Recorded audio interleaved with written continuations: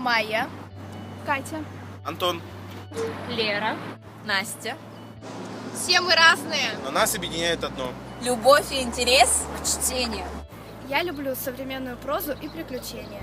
мне интересна фантастика. Я предпочитаю научную литературу. Мне нравятся книги про любовь. Я интересуюсь СМИ. Я люблю путешествовать по разным эпохам и узнавать про судьбы интересных людей. Мне нравится заглядывать в будущее и видеть этот мир глазами автора. Мне нравится узнавать, как устроен этот мир. Я проживаю все эмоции и чувства вместе с героями. Хочу всегда быть в курсе самых интересных событий.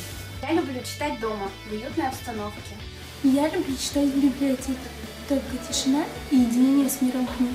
Я могу читать журналы и книги в электронном виде в любом месте, в любое время.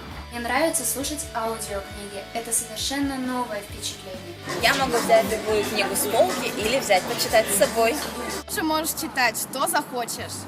Как захочешь. И где захочешь. Современный мир дает огромное количество возможностей. Читать значит познавать мир.